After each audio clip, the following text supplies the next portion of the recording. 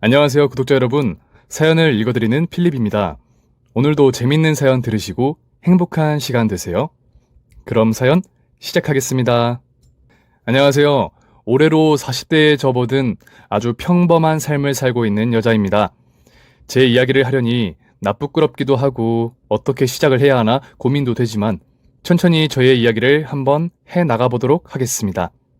유독 눈이 많이 내리던 어느 겨울날, 저는 늦둥이 무남동녀 외동딸로 부모님의 품에 안겼습니다.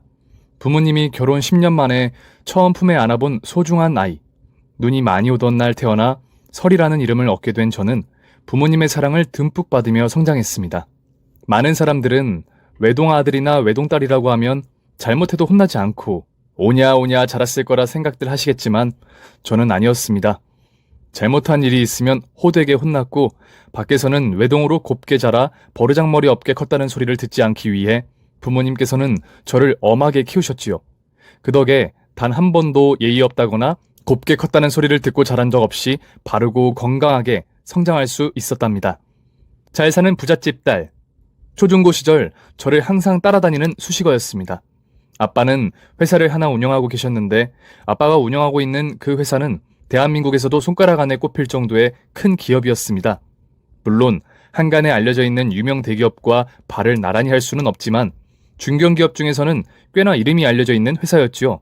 학교를 다니면서 집안을 보고 저와 친구가 되기 위해 다가오는 아이들도 있었고 저희 집안의 재력을 보고 티가 나게 잘해주는 담임 선생님을 만난 적도 있었습니다. 그럴 때마다 저희 아빠는 저를 보시며 절대 그런 사람들한테 넘어가면 안 된다. 항상 우리 집안의 돈을 보는 사람들 말고 너 자체를 좋아해주는 사람들에게 마음을 열어라. 고 말씀해 주시곤 했습니다.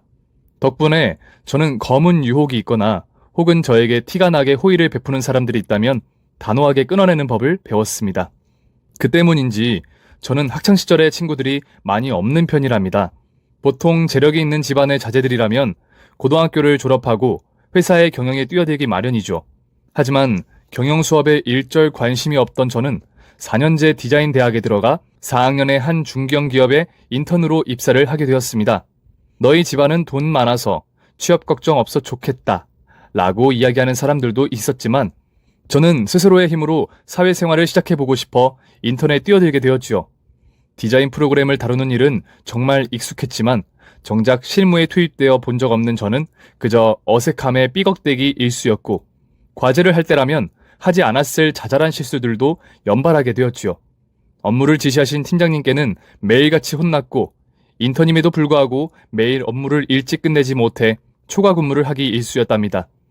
지금 제 기억 속에 가장 최악으로 남아있는 남편을 만나게 된 것도 딱 그맘때쯤이었죠. 남편은 저희 인턴들 사이에서는 꽤 유명 인사로 통했습니다. 외모도 훈훈하고 성격도 준수한 대리로 알려져 있었죠. 대리임에도 불구하고 일이 너무 많아 얼굴 보기가 하늘의 별 따기라며 마치 전설의 동물 유니콘과 같은 존재로 취급되기도 했습니다. 그러던 어느 날, 퇴근 전 탕비실에서 차를 한 잔 타 마시고 있던 중 누군가가 들어왔습니다. 바로 그 사람이었죠. 그는 소문대로 키도 컸고 얼굴도 정말 잘생겼었습니다. 전설은 괜히 전설이 아니구나 라는 생각이 들 정도였어요. 그의 얼굴은 딱 넋을 잃게 만들 정도, 그 이상도 이하도 아니었습니다. 그렇게 한참을 넋을 놓고 얼굴을 바라보고 있으니 그가 웃으며 제 눈앞으로 손을 휘휘 저었습니다. 그제서야 정신을 차린 저는 기분이 나빴겠구나 싶어 그에게 사과를 건넸습니다.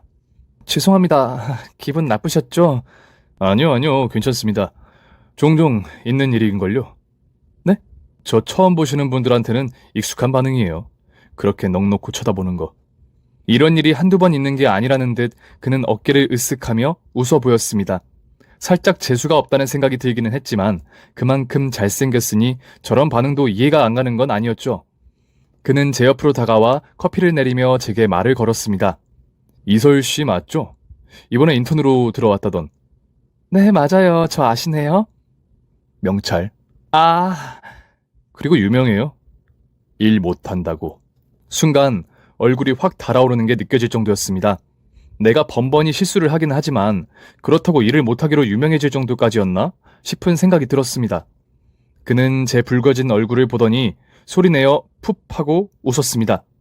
뭐가 그렇게 웃겨요? 아니, 그냥 일 못한다는 한마디에 얼굴 새빨개지는 게 너무 귀여워서요. 별게 다 귀엽대 정말. 이거 귀여울 일 아니거든요? 당사자한테는 엄청 민망한 일이거든요? 네, 그렇겠죠. 아, 그래도 괜찮아요. 저도 인턴 때 그랬고, 이설 씨 지금 굉장히 잘해내고 있으니까 팀장님한테 매번 그렇게 혼나고도 기죽지 않고 하는 인턴. 저 빼고 몇 명 보지도 못했어요. 대단한 거예요. 병 주고 약 주는 건가? 라는 생각이 들었지만 어쨌든 칭찬을 들은 것이니 기분이 좋았습니다. 얼굴이 울그락불그락해졌다가 금세 풀어지는 제가 신기했던 건지 아니면 그냥 단순히 호감이 생겼던 건지 그날 그는 제게 번호를 달라고 했습니다. 번호요? 제가 대리님한테요? 네. 싫어요? 싫으면 안 줘도 되고. 아니요, 싫은 건 아닌데 저 인턴이잖아요. 곧 그만둘 수도 있는데. 곧 그만둘 수도 있지만 계속 다닐 수도 있죠. 그리고 저랑 연락하면 회사에 대한 정보도 얻을 수 있고 손해보는 건 없을 텐데 생각해보니 맞는 말 같았습니다. 제가 비록 실수를 밥 먹듯이 하기는 했지만 팀원들과의 호흡도 나쁘지 않은 편이었고 이곳에서 정식 계약을 요청한다면 당연히 일을 할 생각도 있었기 때문이었지요. 그의 언변에 홀려 저는 그에게 번호를 주게 되었고 그날을 기점으로 하여 그와 저는 급속도로 가까워지게 되었습니다. 퇴근 시간이 겹치면 같이 버스 정류장으로 향했고 식당에서 제가 보이면 항상 제 옆자리에 앉아 말을 붙이곤 했습니다. 상사의 관심이 부담이 되지는 않았느냐? 아주 가끔은 조금 과하다 싶을 정도의 관심이 있기는 했었지만 큰 부담을 느끼지는 않았습니다. 되려 젊어서 그런지 소통을 참 잘한다는 생각이 들기는 했지요. 그리고 재계약 여부가 결정되던 날, 저를 비롯한 모든 인턴들은 회사에 남을 수 없게 되었습니다. 회사의 재정이 모든 인턴들을 수용해줄 정도로 넉넉하지 않다는 이유 때문이었고 제일 큰 건 실력적인 부분에서 눈에 띄는 인재들이 없었다는 이유였지요. 저는 회사의 결정을 빠르게 수용할 수 있었습니다. 그리고 사장실에서 나오자마자 그가 저에게 카톡을 남겼습니다. 어떻게 됐어요? 재계약? 아니요, 인턴 전원 재계약 없음으로 퇴사 결정 났어요. 어쩔 수 없죠. 회사가 어렵다는데 뭐. 설혜 씨 오늘 시간 괜찮아요? 시간이요? 시간이야 괜찮은데... 그럼 오늘 우리 둘이서 술 한잔 해요. 저는 술을 굉장히 싫어하는 편이었습니다. 대학교 신입생 환영회 때도 술 대신 콜라를 마셨을 만큼 음주를 멀리했지요. 술을 좋아하지 않는다고 말하니 그럼 밥이라도 같이 먹으러 가자며 그는 계속해서 저와 약속을 잡으려 했습니다. 어차피 마지막일 테고 오늘이 지나면 만날 일도 없을 건데 밥 한 끼 먹어주는 것 정도야 어렵지 않은 일이라 생각하여 그의 퇴근 시간까지 기다려주기로 했습니다. 그렇게 8시가 다 되어갈 때쯤 그가 로비로 부랴부랴 달려나왔습니다. 미안해요. 좀만 더 빨리 할 걸 그랬네. 괜찮아요. 1시간밖에 안 기다렸어요. 아유, 1시간밖에라니. 여자를 기다리게 하는 건 내 사전에 없는 일인데. 미안해요. 추웠죠? 그는 냅다 자기가 하고 있던 머플러를 제 목에 둘러주었습니다. 괜찮은데 라는 말을 하기도 전에 머플러를 둘러준 그는 제 손을 잡고 주차장으로 향했습니다. 그리고 조수석에 태운 뒤 안전벨트까지 손수 채워주었지요. 저는 그의 이런 호의가 이해가 되지 않았습니다. 저 이렇게까지 안 하셔도 되는데요. 왜 부담스러워요? 네, 지금 좀 미칠 것 같거든요. 왜요? 좋아서? 아니요, 부담스러워서. 설희씨 제가 왜 이러는지 몰라요? 모르고 싶은 거예요? 아님 진짜 모르는 거예요? 네? 순간 그의 발언에 멈칫했습니다. 보통 드라마에서 저런 대사가 들려온다면 그 뒷말은 100이면 100 고백이던데 저는 그때까지만 해도 그가 저에게 고백을 할 거라는 생각은 전혀 하지 못하고 있었습니다. 저는 유명한 기업 대표의 외동딸이기는 하지만 이곳에서는 그저 한낱 인턴 1일 뿐이었기 때문이죠. 저의 걱정은 놀라울 정도로 맞아떨어졌습니다. 밥 먹고 나서 이야기해 주려고 그랬는데 그냥 지금 얘기해야겠다. 저 이설 씨 좋아합니다. 탕비실에서 처음 보던 순간에 첫눈에 반했어요. 그저 인턴이라서 잘해주고 싶은 마음에 그랬던 거 아닙니다. 진짜 좋아해서 마음에 들어서 잘해줬던 거예요. 지금 제 행동이 설희 씨한테는 그저 부담이고 불편으로 다가온다면 제 고백 거절하셔도 좋습니다. 연애 경험이 많지는 않았지만 그의 어조에서 단박에 알 수 있었습니다. 이 사람 지금 나한테 진심으로 하는 말이구나 라는 것을요. 그의 목소리는 미세하게 떨리고 있었고 저를 바라보고 있는 눈동자마저 가늘게 떨리고 있었습니다. 사실 그와 가까워지면서 저 또한 그에게 관심이 있었던 건 사실이었습니다. 그렇기에 그 순간의 고백을 거절할 이유는 없었죠. 지금 그 고백 후회하지 않을 자신 있어요? 전 한 번도 후회라는 걸 해본 적이 없는 사람인데요. 솔직히 부담스러운 적은 있었지만 속으로 좋았어요. 저도 강 대리님 좋아하고 있었거든요. 제가 대리님 고백을 거절할 이유 없겠죠? 제 말이 끝나자마자 그는 마치 가지고 싶었던 것을 가지게 된 어린아이 마냥 기뻐하는 모습을 보여주었습니다. 짧은 시간이었지만 제가 지켜보았던 그는 참 믿음직스러운 사람이었습니다. 맡은 업무 처리도 잘했고 윗사람이건 아랫사람이건 누구에게든 신임을 받는 사람. 이 사람이라면 제가 마음을 놓고 사랑을 주어도 될 것 같았습니다. 저는 회사를 떠났고 무사히 졸업을 하게 되었어요. 다행히 인턴을 했던 경력이 있고 자격증도 많이 있어 취업을 하는 데 있어서는 무리가 없었습니다. 부모님은 힘들게 회사 생활하지 말고 아빠 회사에 들어가 경영 수업을 받는 것이 어떻겠냐는 말씀을 하셨지만 회사 내에서 대표 딸이니 낙하산이라느니 온갖 소문이 무성히 떠돌 게 뻔히 보였던 저는 제 힘으로 돈을 벌고 싶다며 부모님의 제안을 거절했습니다. 그 사이 그와는 예쁜 연애를 이어가고 있었죠. 그와 연애를 한 지 3년이 넘어갈 때쯤 프로포즈를 받았습니다. 저와 3년 동안 함께 했으니 이제는 평생의 반려자로 함께 걸어가자고 싶다는 말, 약지 손가락에 반지를 끼워주며 자기와 함께 해주지 않겠냐는 말에 저는 눈물을 터뜨렸습니다. 제가 살면서 누군가에게 이렇게까지 사랑을 받게 될 거라곤 생각지도 못했기 때문이지요. 그가 제 손가락에 끼워준 반지는 제가 여태까지 봐왔던 액세서리들 중 가장 빛났고 아름다웠습니다. 그렇게 그와 저는 결혼을 약속한 사이가 되었어요. 프로포즈를 받고 결혼을 약속했다면 우선 부모님들께 허락을 받는 단계가 필요한 법. 그와 사귀는 3년 동안 저희 집안에 대한 이야기를 일절 꺼내지 않았던 저는 그제서야 그에게 아버지에 대한 이야기를 꺼냈습니다. 아빠가 이 기업의 대표라는 말, 그리고 미리 말하지 못해서 미안하다는 말까지 덧붙여 그의 얼굴에는 당황한 기색이 역력했습니다. 상상도 못했지. 미안해, 미리 말할걸. 아니, 미안할 건 아닌데 나는 전혀 몰랐어. 네가 회사 생활을 하길래. 나 스스로 사회생활 하면서 돈 벌고 싶어서 그랬어. 아빠 회사 들어가봤자 이런저런 소문들 떠돌 게 뻔하잖아. 그것도 그렇기는 하겠다. 와, 처음 알았네. 좀 새로운데? 어때? 뭐가? 내가 잘 사는 집 딸이라는 거 듣고 나니 어떻게 보이냐고. 뭘 어떻게 보여? 그냥 내가 사랑하는 이설이지. 특별하게 봐야 할 게 있어? 그는 아무렇지 않다고 했습니다. 네가 잘 사는 집 딸이던 그냥 평범한 집 딸이던 달라지는 것 없이 너는 그저 내가 사랑하는 이설이라며 나는 네 집안이나 돈을 보고 결혼하는 것이 아닌 너라는 사람 자체가 좋아 결혼을 결심하게 된 것이라고 이야기해 주었습니다. 그때 이 사람을 만나길 참 잘했다는 생각을 하게 되었죠. 저희의 결혼 준비는 일사천리로 진행되었습니다. 저희 부모님께서도 그를 마음에 들어 하셨고 특히 그의 어머니께서 저를 굉장히 예뻐해 주셨습니다. 어쩜 눈도 땡그랗고 얼굴도 작고 뭐 하나 빠지는 구석이 없구나. 예쁘기도 하지. 우리 호원이랑 결혼해줘서 너무 고마워. 아니에요, 어머님. 아직 많이 부족하지만 잘할 수 있도록 노력하겠습니다. 아니야. 처음엔 누구나 부족한 법이지. 나도 좋은 시어머니가 될 수 있게 많이 노력할게. 앞으로 가족이니까 잘 지내보자가? 결혼을 준비하는 것도 일사천리였고 신혼집과 혼수는 아빠가 모두 장만해 주시기로 했지요. 그렇게 저희는 모두의 축복 속에서 결혼식을 올리게 되었고 이제는 행복한 일들만 남았을 거라 생각했습니다. 그런데 설아, 어떡하니? 아빠 회사 부도 났단다. 뜻밖의 불행이 시작되었습니다. 일을 하던 도중 걸려온 엄마의 전화, 그리고 울먹이는 목소리로 회사의 부도 소식을 듣자마자 휴대폰을 켜 관련 소식을 확인했습니다. 그토록 굳건할 줄 알았던 아빠 회사는 거짓말처럼 부도가 나 있었습니다. 관련 주식은 말도 안 되는 수치로 떨어졌고 뉴스 기사의 댓글은 매우 정신없기 그지없었습니다. 아빠는 괜찮은 건가?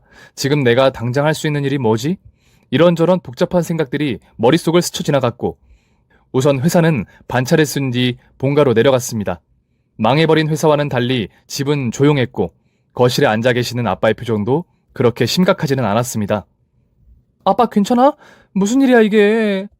설아, 아빠 괜찮다.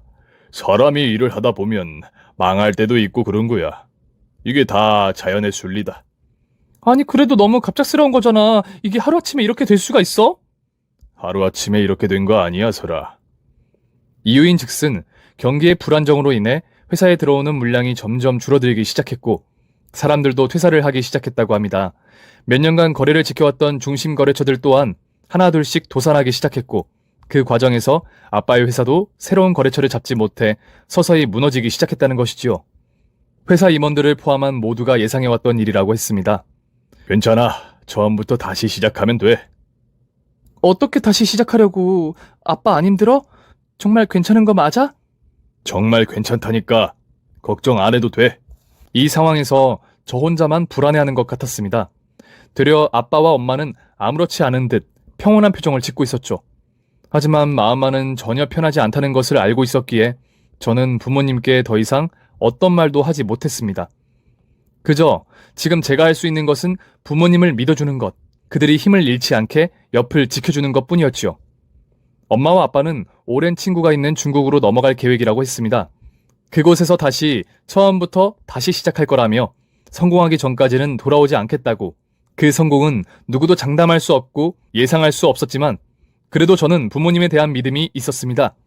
무슨 일이 있고 어떠한 어려움이 있어도 주저앉지 않고 이겨낼 것이라는 믿음이 있었기에 저는 조용히 믿고 응원한다는 말을 해주었습니다.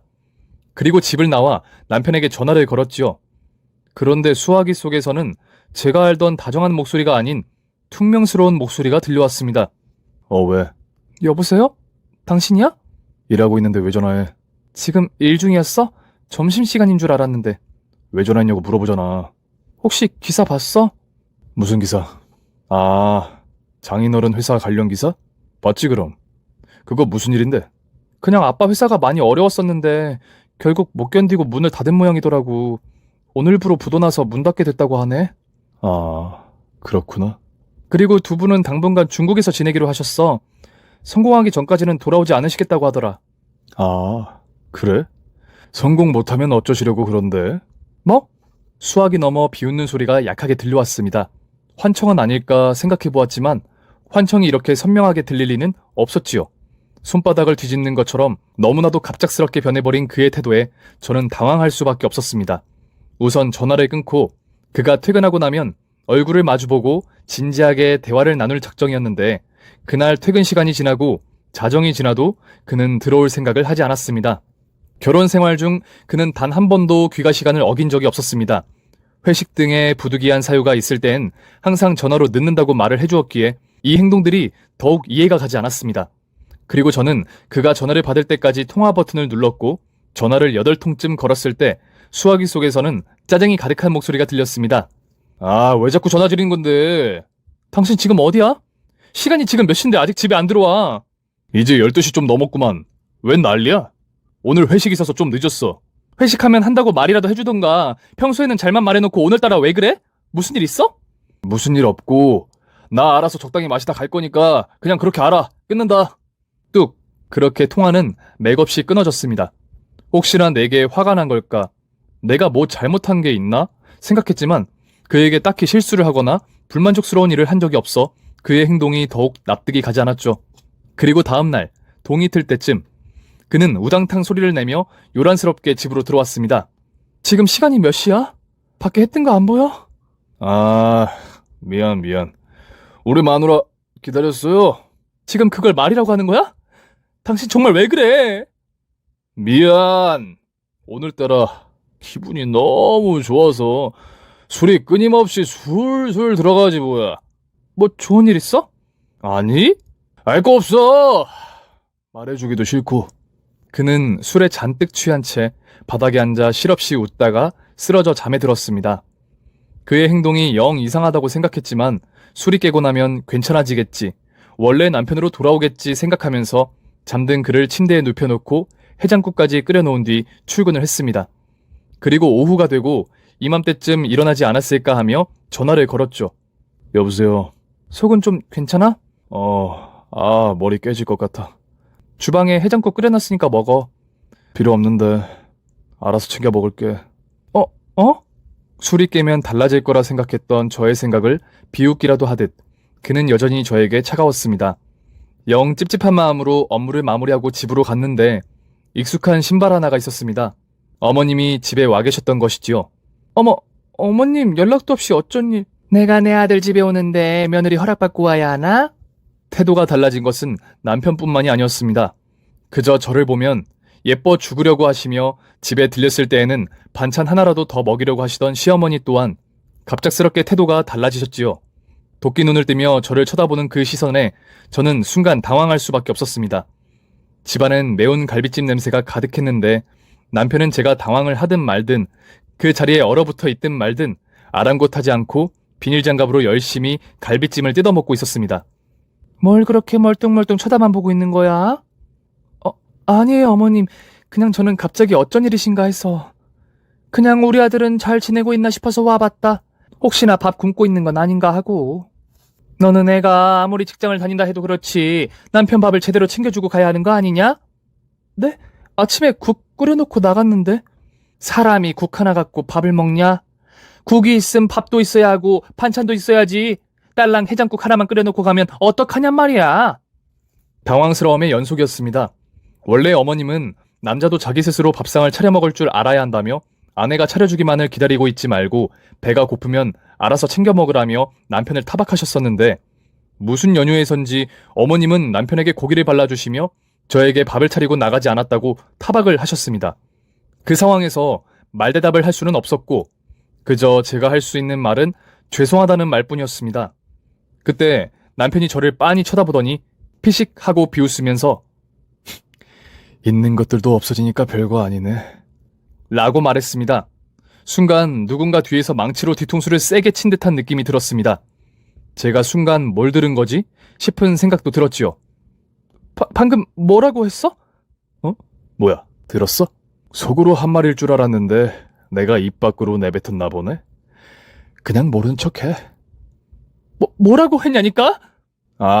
그냥 못 들은 걸로 치라고. 내 귀에 들렸는데 어떻게 못 들은 걸로 해? 그래. 잘 살다가 망하니까 기분이 어때? 그냥 평민으로 돌아간 기분. 진짜 궁금하다. 나는 한 번도 그래본 적이 없어서 말이야. 남편의 비아냥이 귓가를 아프게 찔렀습니다. 남편이 변한 것은 단 하나였습니다. 저희 아빠의 회사가 망해버린 것. 그래서 저토록 갑작스럽게 태도가 변한 것이었죠. 당신 혹시 나랑 만날 때도 알고 있었어? 우리 집이 어떤 집인지? 그럼 당연하지. 회사 내에서 조용하게 소문 돌았었지? 네가 누군지 내가 그것 때문에 너한테 접근한 거지. 그거 아니었으면 너 거들떠도 안 봤어. 남편은 저와 사귀기 전부터 알고 있었습니다. 회사 내에 저에 대한 소문이 돌았었고 그걸 알게 된 남편은 저와 만나기 위해 그렇게 다정한 척 연기를 했던 것이었고 저희 집의 재산을 노려 저와 결혼을 한 것이었는데 이제 그 모든 게 물거품으로 돌아갈 것 같다고 생각해 태도를 바꾼 것이었지요. 굳이 잘해줄 필요가 없다고 생각을 한 모양이었습니다. 그의 말은 아빠의 회사가 부도가 났다는 소식을 들었을 때의 충격보다도 더한 고통을 안겨주었습니다. 당신이 어떻게 나한테 이래? 어떻게? 설아, 있잖아. 사는 건 다 이런 거야. 너처럼 순진하고 멍청하게 살면 이렇게 당하는 거라고. 그러게 진작 눈치 좀 채지 그랬어. 잘해주니까 진심인 줄 알고 헬렐레 해서 여태까지 속아 넘어간 건 너잖아. 누굴 탓해? 그와 시어머니는 밥상에 앉아 밥을 먹으면서 저를 향해 비웃음을 던졌습니다. 마치 전시회장에 걸려있는 우스꽝스러운 그림이 된 것만 같은 수치심에 저는 가방을 던져놓고 무작정 집을 뛰쳐나왔어요. 이제부터 저에게 어떠한 불행이 찾아올지, 얼마나 더 불행해질지 저는 짐작조차 가지 않았습니다. 그렇게 저는 서서히 바다 아래로 가라앉는 기분을 느꼈습니다. 제게 비웃음을 던지는 얼굴에다 차마 이혼 서류를 던지지는 못했습니다. 그 이유는 왜인지 몰랐지만 아마 저는 그를 진심으로 사랑했기 때문이 아니었나라는 생각이 듭니다. 한 사람을 진심을 다해 사랑하면 그가 어떤 행동을 하든 망설여지기 마련이라는 이야기를 들었거든요. 그리고 얼마 지나지 않아 부모님은 중국으로 출국하셨고 출국 이후 그 어떤 연락도 닿지 않았습니다. 그곳에서 무슨 일을 하고 계시는 것인지 식사는 잘 챙겨 드시고 있는 것인지조차 알 방법이 없었지요. 이런저런 일들이 겹쳐 신난한 탓에 회사 일에도 제대로 집중하지 못했고 저는 매일같이 팀장님께 혼인하고 깨지게 되었습니다. 그러다 결국 휴직계를 내게 되었죠. 휴직계를 내고 오니 남편은 이때다 싶었는지 시어머니의 시중을 들라고 시켰습니다. 어머님은 저희 집에서 20분 거리에 거주하고 계셨는데 저에게 한 번도 심부름을 시킨 적이 없었고 남편 또한 이런저런 부탁을 한 적이 없었습니다. 그런데 이제는 혼자 계시는 어머님의 식사를 차려드리고 와라, 말동무가 되어드리고 와라, 어머님 약 좀 타다 드려라는 부탁들을 하기 시작했고 조금이라도 늦을라 치면 어머님은 바로 전화를 거신 뒤 거친 욕설을 내뱉으셨습니다. 온갖 욕설과 모욕을 저는 조용히 받아내고 있었지요.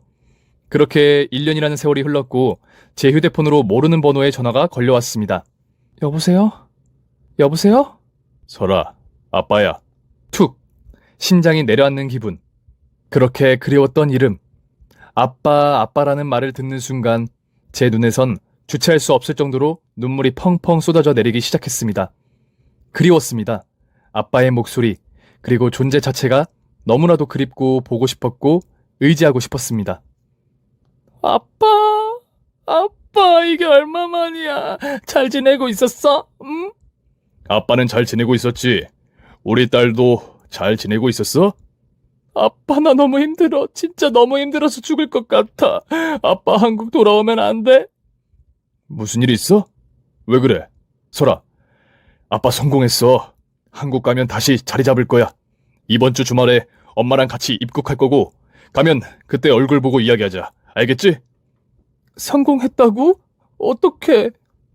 아빠와 엄마는 아무것도 없이 중국으로 넘어간 뒤 친하게 지냈던 삼촌을 만나셨다고 합니다. 그리고 삼촌이 하고 있는 무역 사업을 함께 하게 되었는데 처음에는 한국에서 왔고 사업하는 것에 있어 초보라고 생각하여 거래처에서 아빠를 많이 무시하셨다고 해요. 하지만 아빠도 한국에서 잔뼈 굵은 사업가였기 때문에 유연하게 대처할 수 있었고 특히나 유창한 언변 덕분에 중국인 사업가들의 마음을 흔들어 놓을 수 있었다고 합니다. 그중 꽤 규모가 큰 거래처에서 아빠가 한국에 기업을 차리게 된다면 지속적으로 거래를 하고 싶고 자본은 본인이 지원을 해주겠다며 선뜻 나서셨다고 합니다. 그렇게 아빠는 많은 분들의 후원과 거래 약속을 받게 되었고 그렇게 사업 자금을 가지고 한국으로 돌아오시는 것이었습니다. 아빠의 생존력이 새삼 놀라웠습니다. 어떻게 저렇게 사람이 꺾이지 않는 풀마냥 단단할 수 있을까?